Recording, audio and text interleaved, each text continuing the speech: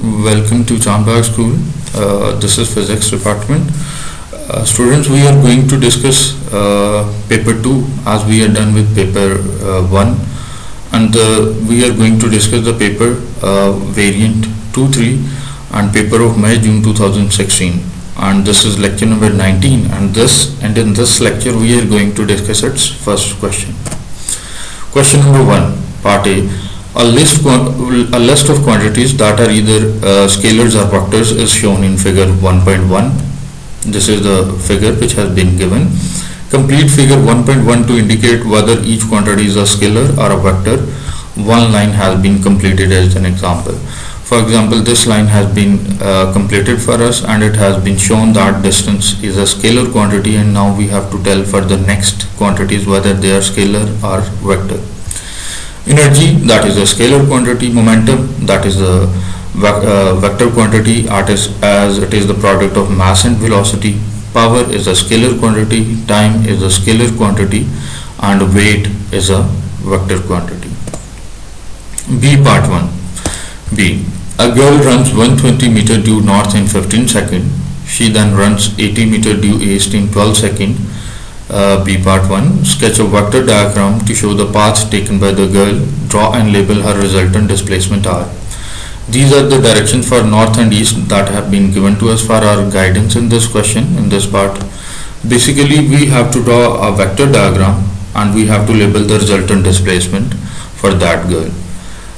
It has been told that the girl runs 120 meter in north direction for 15 seconds. So in north direction we will draw a line, and then she runs 80 meter due east in 12 seconds, and then in the direction of east we will draw a line, and we will complete a triangle following the head to tail rule, and the resultant R, displacement R, that will be drawn from the tail of the first to the head of the last. This is how you are going to draw a vector diagram for this part.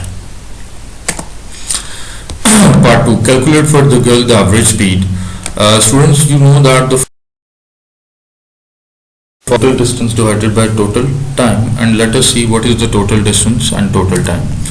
Total distance is going to be 120 meter plus 80 meter, that is 200 meter, and total time is going to be 15 second plus 12 second, that is 27 second. It means to calculate the average speed we are going to divide 200 with 27. This is how we are going to find out calculate the average speed. Part 2. The magnitude of the average velocity v and its angle with respect to direction of the initial path. Basically, now we have to calculate average velocity and its angle as well.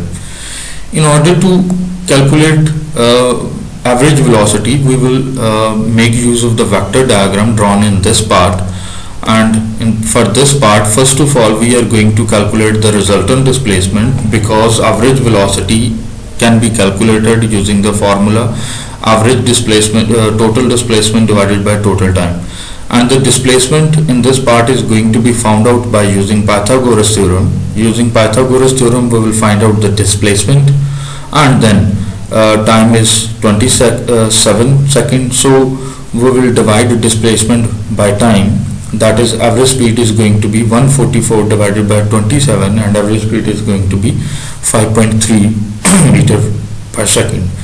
In order to calculate the direction, we are going to apply tan theta, and tan theta is going to be equal to 80 divided by 120, and then from this expression we are going to calculate theta, that is going to be 33.7 degree or 34 degree.